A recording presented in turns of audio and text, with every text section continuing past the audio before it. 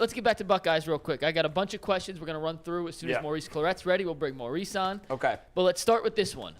Do you guys prefer starting the season with a primetime matchup against an elite opponent or a team considered elite? As long as it's at home. I 100% Do you prefer starting against an FCS cupcake like a lot of other? No, I hate that. That's a loser mentality if you want to play against the cupcake. Especially if you're Ohio State. If you're Ohio State, you're in the conversation. I love that we're doing this at home. I also love that next year when we have to go to their place, it's week 2 or 3. Week three. I love that because it gives us a little bit of runway to get ready for them. Ohio State, like in the end, even if Ohio State loses this game, if they win the Big Ten, they're still going to go to the playoff anyway. You would think. But You would think. I love like my beef with college football is there's not enough games between powerhouse teams. Right.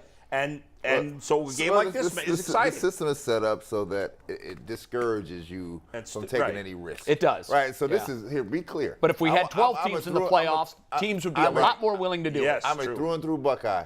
This is uncharacteristic of the Buckeyes stepping out here on a limb like this. Now, but they have done it in the past. Yes, they've done it in the past. Rarely. Yeah. Rarely. They got Texas, and then they did USC, and then they'll do. I believe week they one, did Oklahoma. And did Oregon? Oregon is coming up. Yeah. But here's the thing: the younger kids, we talk about the generational things. The reason why Ohio State is able to get these certain type players is because those young kids want to play these games. That's right. Yeah, They look when they go to your house, they say, "Listen, we got first week Notre Dame." They like, "Well, sign me up," because they love that smoke. That's what the competition, the 7-on-7. They done recruited the world with all these kids. They grew up with them. They want an opportunity to play against the top flight talent. Well, let me ask you this, Brad. When you're playing in the NBA, didn't you get more juiced up when you played another good team as opposed to like some team that stinks? You mean NBA games? Yeah. Yeah. It's not so much the team. It's the matchup. Yeah. Like I'm seeing here. This was the individual. Yeah. This was on my menu nightly. My checks. Dominic Wilkins. Larry Bird, James Worthy. Right. If you can't get fired up to see them dudes, Mark Aguirre. If you can't get fired, Dr. J. Don't forget Dr. J. Kiki Vandeweghe. I mean, if you couldn't get fired up here to see that, you had the ability to die, not just get beat. They would kill you.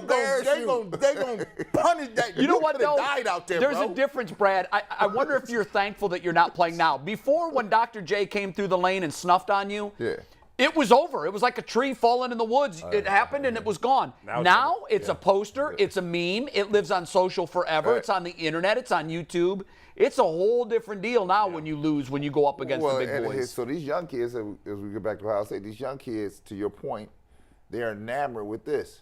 They want to be in the atmosphere. They want to be in the They want to be in that spotlight. They want to be in that spotlight. And here it is. Problem with that is, though, you got to deliver. Yeah. Or they will. Guess what they will do? Even in Columbus, they will turn on you. They will quickly. Well, shoot your shot. So what you say? You better not miss. You want it? You want the smoke? And sometimes you might not be able to come back from that. It's a couple people that never made it back. Ask Florida State. they keep signing up for these matchups. You might want to get these Tennessee Chattanoogas. This ain't working out too well for you, bro. Florida State and Florida were a thing, and now they're not. No one knows about beating up on cupcakes better than our next guest, who beat up everybody when he played. Everyone was a cupcake, and that's Maurice Clarett. Maurice. Well, there he is. How y'all doing? What's up, Mo? How are you, man? What's up, Maurice? All is well. How y'all doing? Hey, we're going to jump right into it. I mean, right into it. The Buckeyes winning this game, and are they covering? But 17.5 points. Yeah, well, I think we have a chance. They have two of the key players are down. I just left campus yesterday, and the atmosphere is going to be amazing. I think that you just have a lot of firepower on Ohio State's offense. I don't really see how you can overcome that if you're Marcus Freeman. Like I talked to him earlier this week, and I told him, I wished him the best of luck. He's my guy. But I see Ohio State covering. I see them putting points up, but I just don't know how you match up. You have a premier quarterback, you have a premier running back, and you have a receiving core who are going to look and try to make their name in comparison to what the two young guys, Garrett Wilson and what's the other guy's name? Olave, yeah. They're going to try to make their name in comparison to what those guys did last year. And I think Marvin Harrison's son is in the group as well. So I think it's just you're going to have a night game. You're going to have a crazy atmosphere. And I just think that Ohio State has too much firepower for Notre Dame. What was Freeman's? What was his demeanor? Oh, Marcus? Yeah. I'm a jokester with him. So I've known Marcus since he was getting ready to come to school. And I made a joke to him, and I was saying, like, hey, man, like, are y'all going to get this guy to tackle me, like, bring him into practice to tackle me? And so everywhere he's been, like, it's this running joke of, like, him sending me gear. Like, he sent me gear from Cincinnati, then Purdue. And then when he went to Notre Dame, I started laughing. I said, like, they really made you defensive coordinator. And then it's, like, special to watch him, become the head coach and what he's doing now. And so he was like real cool. Like, he's serious, and he knows that it's a moment, it's an opportunity. And I know he, like, with great intention, he's coming to try to win. But, I just think that when you have, when you're outmatched and you're going to have Ohio State, like I heard some of what you all were talking about before they chime me in. Ohio State has had a reputation for not playing big games early in the season. It's sort of like playing like these cupcake teams, and they've heard it. And I've trolled them on the internet for a number of years about it. If you want to be, I'm a big so football season. I just troll Ohio State a lot, all on purpose to say, man, if you it's only because I've when you go to these other schools and you speak, you become a guest speaker. A lot of these SEC schools, Alabama's and Georgia's and LSU, and all these guys down there, they say, hey, y'all don't play anybody. And so, just as a football player. You say, hey, man, you got to play somebody early on in the season to tune yourself up for, what you're going to see in the bowl game. Those SEC guys, they play a premier schedule for probably 90% of the season, and that's a fact. And if you're just a real fan and you want to be a premier level program, you have to play legitimate teams all season long. And a lot of these kids are getting ready to go to the NFL at Ohio State and most of these SEC schools. So conditioning yourself to play premier competition over an extended period of time should be part of what these guys plan to do, and I'm just happy that they're starting up for Notre Dame. I wish they had probably 2 or 3 more games. I don't think that all of the Big Ten is strong, but a large part is. And this is a school that expects to be in a national championship race, and hopefully they go out the first game and make a statement. Maurice, 20 years. I think you're going to be down there for the 20-year reunion. Some of those memories, man, it's crazy that I could look back at it during that time period. And I could just remember when they were going to let you start. And now it looks like, freshmen start a little more often. But back then it was unheard of. The freshmen wasn't playing. Talk about, some of the feelings that you had going into that first game and the atmosphere of just being on the field and being a freshman and being a guy that was going to get carries in the shoe, and you're 18. Yeah, the night before I didn't sleep, and I think that was just like an anxious, nervous energy, and I was just listening to music, but then also looking at my playbook. And I think just for the first game, you don't want to do anything wrong, right? And so you're just going over the playbook, and I studied the ball, or I studied the game so much that I had read the playbook back and forth and back, and just making sure that I was prepared for it. And then when you walk in there, I don't care who you are, I don't care how many games you've played. When you walk inside of 100,000 people, and I don't care if you've played for 3 or 4 years there, it just there's this euphoria and a pressure. There's like a superhuman ability that you feel like you have because you have that crowd behind you. But then there's also like a pressure where you say, man, I got to perform. And so going down there and knowing that you had a bunch of people. Prior to me, you had Jonathan Wells the year before who had done very well. And Michael Wiley and Pepe Pearson and Robert Smith and Eddie George and, all those guys who had came and had established themselves. And so knowing – and Tim Spencer, he was our running back coach at the time, he would just talk about the bar. The bar was set to be great at that position. And I knew that they had 3 running backs who they signed prior to me coming. So I know I had to make a statement or, your opportunity can be taken away from you and give it to somebody – who's as old as you or as young as you, who would be there and, making a statement over the next few years. Maurice, we just had Robert Smith on before, asked him about TreVeyon Henderson. What do you see when you see him? You talked about all the great Ohio State running backs. There's been great ones before you. There's great ones with you, great ones since you. How does he stack up based on what you've seen from him so far? I think he's great. One thing about him, you have a home run hitter. And that's what's going to be problematic for teams. I wasn't a guy who can just, grab a ball and rip it off 80 yards because I was that elusive or that fast. But this young kid is going to have a chance to probably break everybody's records. And the reason being is that, when you have a quarterback who can dictate coverage that you have, and you have a receiving core who can dictate, where defensive backs play and who's in and out the box, he'll get a lot of lanes. And that's what becomes, difficult for people. So, when I was playing and I ran the ball, like you say, okay, they have, one star receiver, and so we can cheat guys in and out the box for safety position. And, you might be able to be heavier up front and just different defensive schemes for different running backs. But when you have these guys who can stretch the field, and you have somebody who can place the ball into place where they can stretch the field and they can get ugly real fast. And when the offense gets up on a defense, then the other team is starting to chase, it becomes a different deal. And this young guy, I think I seen him play in Indiana first. And when I seen him play in Indiana, I think he had 4 or 5 carries for 140 yards. And that's that's premier level speed. So just in context, these kids in college aren't slow. You know what I'm saying? Yeah. But when you have kids who are ripping 40 and 50-yard runs, don't be surprised if he goes on and breaks a lot of people's records. And he just has the he has the people around him to do so. Hey Maurice, what about now? The college landscape has changed. How you feel about the NIL era? Do you need to ask me? Yeah. Hey, Mo, I'm asking for a reason. No, you know what he thinks? Hey, Mo, we was 20 years too late. Right. We were on the other side of that. You were on the other side of that. So I need you to come on and give me the real deal. So, no. 20 years too late.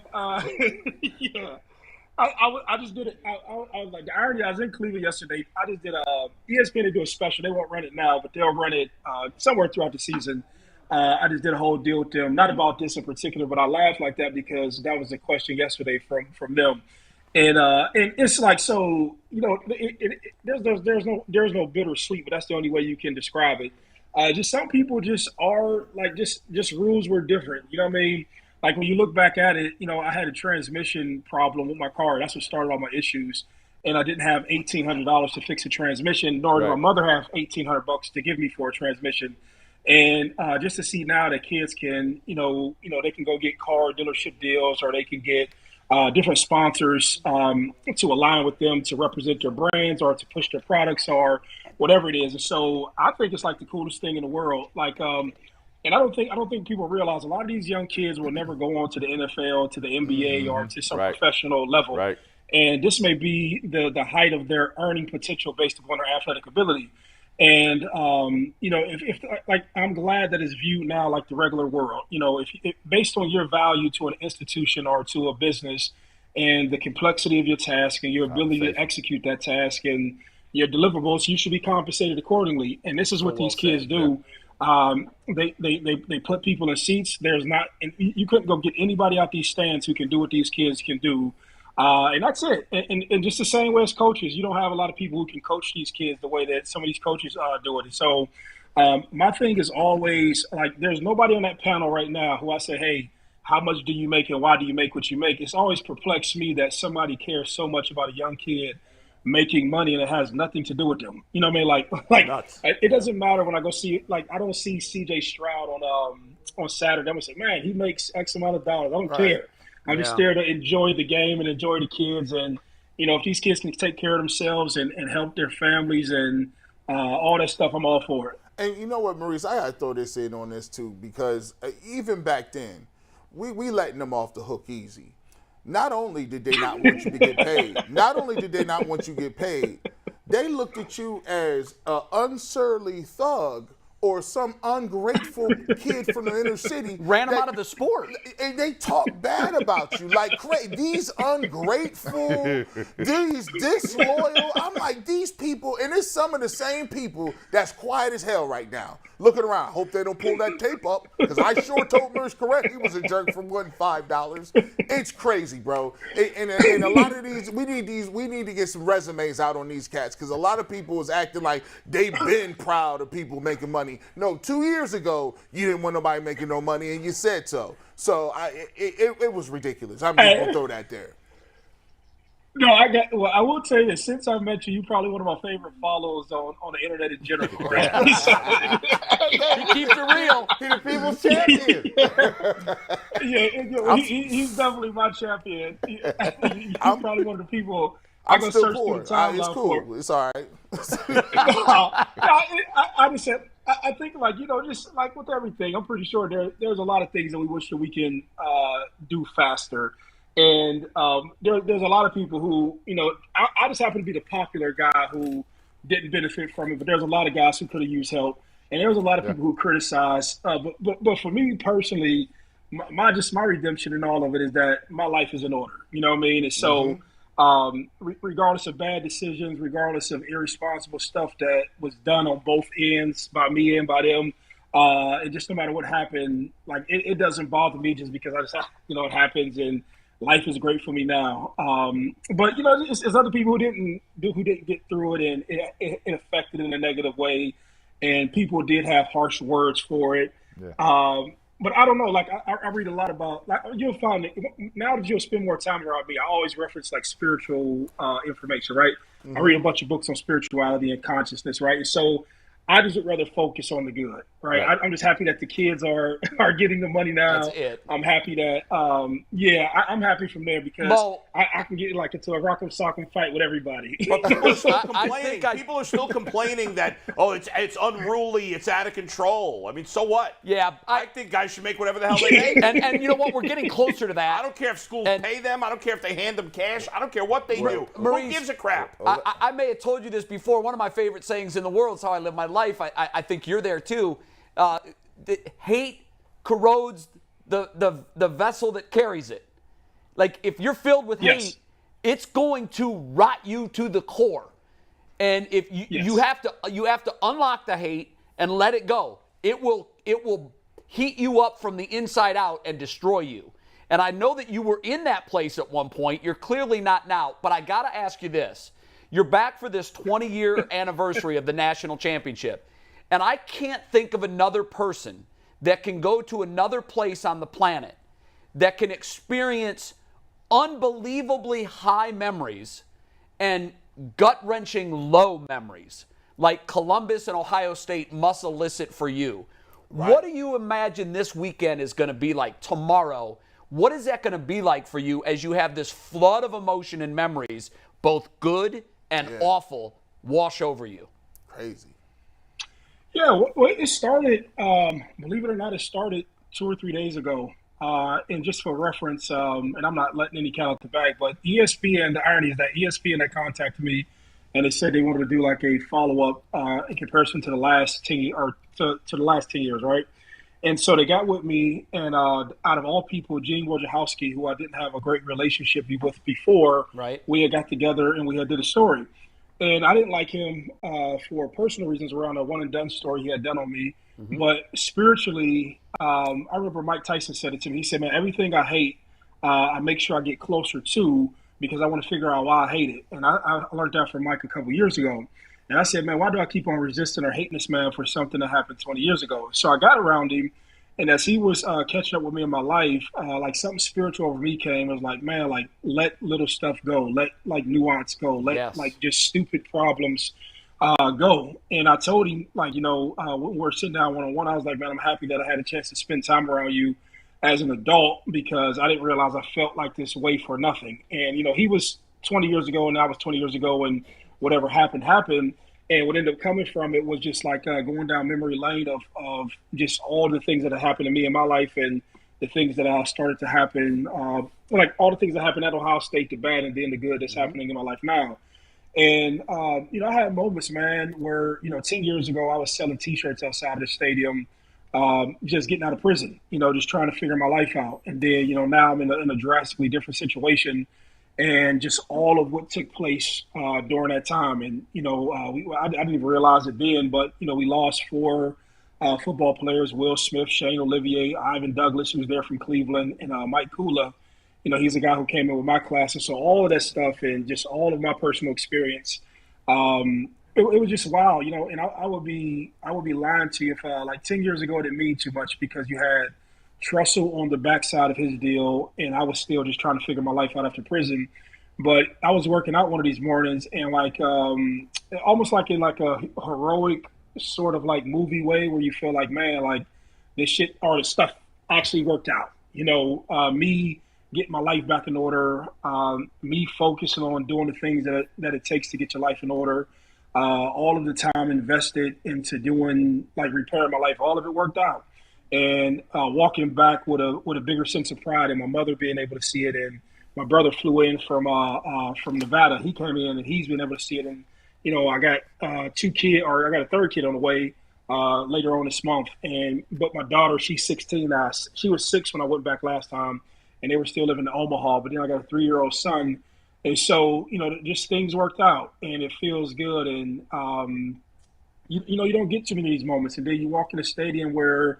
And I'm not just sure people realize this. It's a lot of time. Like, I don't care whatever sport you play, and if you've ever went on any championship run, there's a lot of extra work. There's a lot of time. There's a lot of seriousness. There's a lot of meetings. There's a lot of fighting. There's a lot of overcoming self-doubt. There's a lot of everything. Then when you leave there, and then when you deal with the media, you deal with questions, and you deal with character assassinations, and then you deal with stress and depression and drinking and drugging and overcoming that. That's all a part of my life. It's not like a movie and a fairy tale, like some Disney fairy tale. It's like a real thing. And so, I don't know, a lot of people don't get a chance to get to this moment. And so I've definitely started it prior to this. I definitely had a moment where tears came down from my face, more from being happy for myself that that you actually grew up and just became a responsible citizen. And then, and then now just like the day will be, I'll be part of it. Later on tonight, we go to a reunion with all the players. All the players will be there, Coach Trussell and D'Antonio. And some of these guys are still coaching then. They were still coaching during the 10-year reunion. But now, Coach Trussell's about to retire. And then I think it's like 30 or 40 of the players will be there. So We'll have that. But there's nothing like being back in the stadium. I say this with pride, and I don't know if I'm speaking too long, but I take it serious, man. I never played for money. I never was one of those guys that said, hey, man, I want to play to get rich. I played for, just pride. I'm from Youngstown, Ohio. I played football in Warren. And people play for, pride and who was better and who worked the harder, who put in the most work to become that guy. And I just remember, there was poor people who back then you could afford a ticket for, $50, $60, $70. And I remember people who were, and I say poor, that's a bad word, but people didn't have really the means, but they would appreciate you for working, for running hard. And it was the greatest thing to happen to them. And I played for that. And even as I'm talking to you right now, I can feel when I say that, because I can remember a man, he had 3 little kids and looked like they didn't have too much, but this Buckeye experience was everything to him. And so I was into playing for that, not necessarily I want to be the cool kid or anything. And there's nothing wrong for people who do play for that, do it for whatever you do it for. And so when I think about the memories, and when people ask me to be they was asking me to be involved in certain events, I say I don't want to come to that because this thing means more to me. I don't want to be a part of somebody's circus show. This thing actually means a lot to me. Where you couldn't pay me to be a part of something, I really love it. I got pride for Ohio. I love all Ohio sports, even though I got a Raider shirt on. I saw that. And no, I went out there to speak for him, and Josh is my guy. But I'm from Ohio, bro. I'm from Ohio. I'm happy to be from Ohio. I love all Ohio teams. I was a Youngstown State fan at first when they were winning all the championships in Division I AA. That's me. I'm proud to be from Ohio, in Ohio. That's me. And so I don't know. Well, everything I just said, that's what's in my mind when I go into the stadium, and the people who appreciate it. You'll see them. You'll see. I got a different fan. My fans deeply love me, and they don't care what I do. They I just love the effort that you have. I have it's different. You'll see. If you're ever around, people love me differently than somebody who just played a sport. I don't know, and it's more connected to life. And I'm happy you didn't give up on yourself and life and effort more than a football and a touchdown. But whatever. Yeah. Well, enjoy tomorrow. I'm sure you will. And take in those cheers, because I can't wait to see the shoe react to you the way I know they're going to. Before we let you go, I want to quickly show a piece of tape. We talked about the NIL deals. I think you've probably seen this by now, but Steve, if we can run the clip from C.J. Stroud sort of sharing that NIL love yesterday, and then I'll get you to comment on the backside of it, if we can roll it. I just wanted to do something for the team, so I got everybody a $500 gift card to go to Express. Get y'all own suits, man. Make sure y'all really get some suits, man. Look fly, man. Make sure we all look at the team. So family on 3, 1, 2, 3. That's close to $50,000 that he just gave away. Yeah, so that contradicts to the point that all these young kids will get this money and just do something foolish, right? Right. He took an opportunity that was created for him, and he made other people feel good. There's a lot of good you can do with money. Like, just because you're able to make money, it doesn't. You shouldn't make the assumption that some kid will be irresponsible just because he has some resources. But I looked at it two ways. Yeah, I mean, I know the family who owns the Express brand here in Columbus, and I'm proud that they did that with him, and I'm proud that he was able to make that happen. So, like, it just proves a point, man. You can do good and make a whole lot of people feel better. What I think the Deion said, you look good, you feel good, you play good. So whatever Deion said back in the day. It's true. It's very true. You got a great attitude, man. I'm going to tell you what, man, there's a lot of people that would have not made it back to where you at, right? I mean, it's a testament. And reason people mess with you like that is different because we know what the circumstances where you come from. There's a lot of people that come from them same circumstances, and a lot of people don't understand if you make it past 25 or 30 and you here still breathing, that's a thing. Not only did they take your money, they took your money, they tried to assassinate your character, but the thing that was crazy is now you look back at it and you doing better than you ever done in your life. And it was without football. It's in business. It's in relationships. And that's a testament to show every education don't have to be in a school. Education could be in life lessons, and you graduated with honors. Value to it. So, Maurice, I want to just say this to you as from one Buckeye to another. Your testimony, right? I appreciate what you did for me in Warrensville with them kids, right? I appreciate that. Yeah, you brought me up there, yes. Right. So, but I'm going to just tell you, your testimony is a beacon for all these other kids out here because they don't know the pathway. You've seen the good, bad, and ugly. You've been on top, been on the bottom, and somewhere in between. And look how you came out on the other side, right? You just keep doing what you're doing. He's a winner. He's a winner. Yeah. Oh, we love you. You know like that. I said, yep. We got to run. Thank you. But hey, wait. Yep. Maurice is going to be with us every week during football season. Oh, yeah, that's right. That's exactly right.